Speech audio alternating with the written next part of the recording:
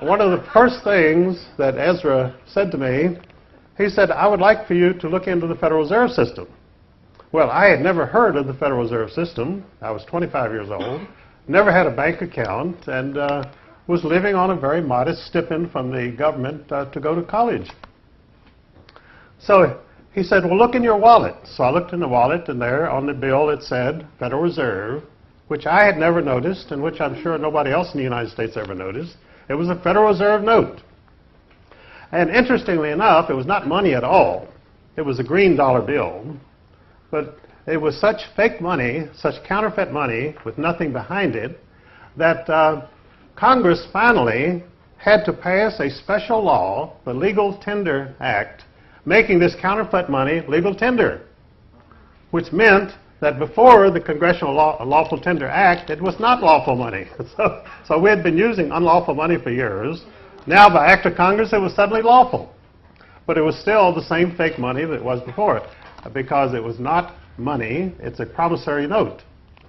The Federal Reserve note is issued against government bonds. In other words, it's a paper bill issued against paper backing. Now, there's no gold, there's no diamonds, there's no nothing behind it except the people's promise to pay. Because the Federal Reserve Act was written in 1913 stating that they were giving this privately owned bank, the Federal Reserve Bank, license to print money, which is what a central bank does. The central bank has a license to print money, and all the money that it prints becomes the liability of the government. And of course, there is no government, there's only taxpayers. So all the money that these bankers print and issue and circulate is charged against the taxpayers. And they have to pay interest on it. It's called interest-bearing currency. One of the first things that Ezra Pound told me, he says, you have to learn the difference between interest-bearing currency and non-interest-bearing currency. Well, he might as well have been talking Greek to me. I never heard such confusing terms in my knowledge, because I thought, how can currency be interest-bearing? But it is. All the currency is interest-bearing.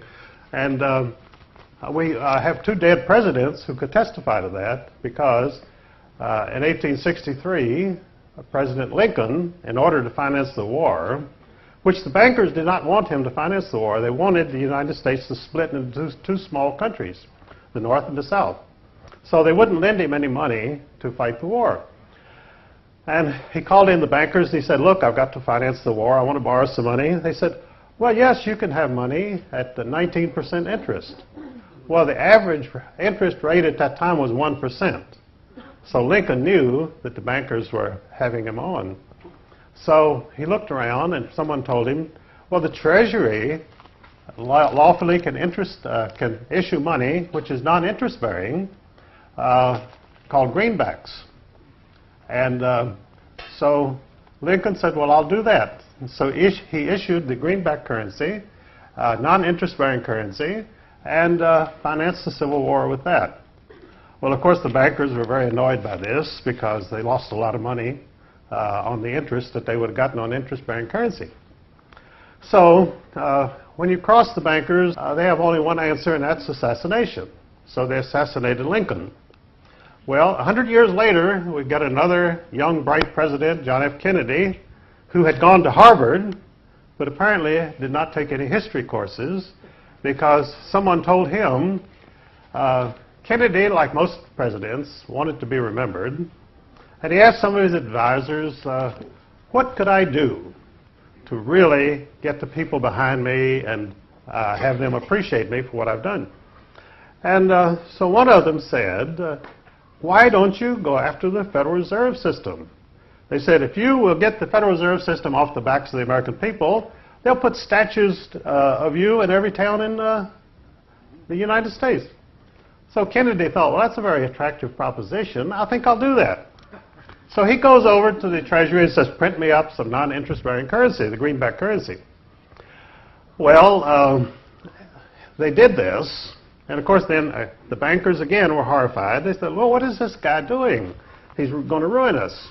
So they hurriedly, he had this vice president named Lyndon Baines Johnson, and Kennedy had already decided to dump Johnson, which meant that his political future was nil.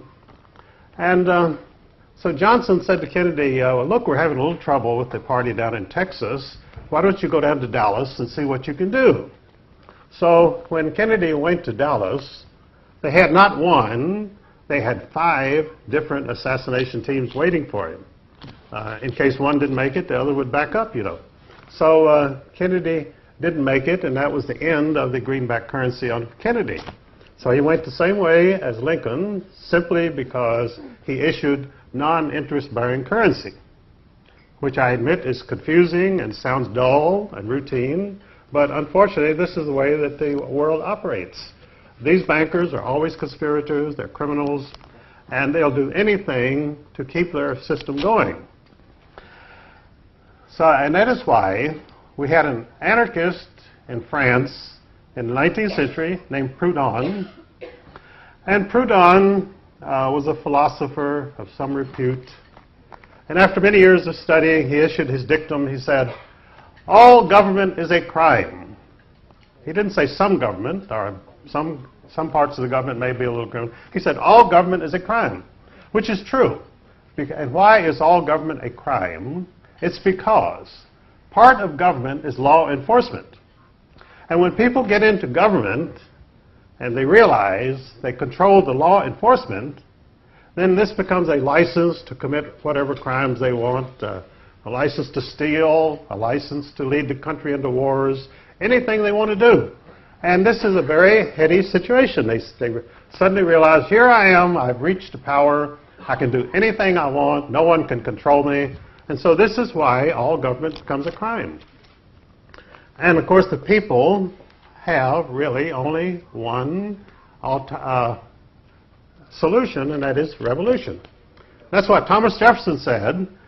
To have a successful government, you have to have a revolution every 25 years. Well, he said that 200 years ago, so we're a little overdue.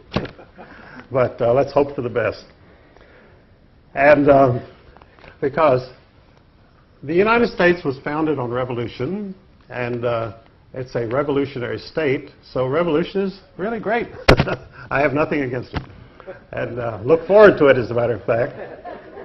And instead of my life as an artist and a bohemian, my life has been lived as a revolutionary, which was not what I intended at all. And in fact, I'm a person who avoids confrontation, and I like to take it the easy way. I don't go looking for fights and so forth. And the result was that J. Edgar Hoover, the head of the FBI, who had his eye on me for some time, he announced that I was the most dangerous man in America.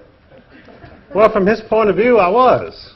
But I wasn't a threat to my fellow Americans. They had nothing to fear from me. But J. Edgar Hoover and the criminals did. And so that's why they designated me with that title.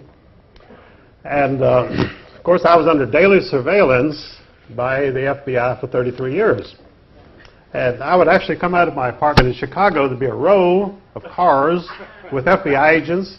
And as I stepped out, they would ostentatiously take their telephones from the dash and talk and make sure that I could see that all this is going on, and that I would collapse in total fear at this terrible fate that was waiting for me. So I just walked by and I thought, well, look, gee, all this attention is nice, you know. Don't know what I've done to deserve it, but and they spent millions of dollars to keep me under surveillance. And of course, during that entire time, I never even got a parking ticket, because when you're under daily surveillance by the FBI, it limits your activities. You can't go around robbing banks or anything. So I had to be a good citizen whether I wanted to be or not. Because they had all of the instruments of modern communications. They had videos, and they had bugs on my telephone and so forth. And so I just had to behave myself, which I managed to do, but I certainly did not like it.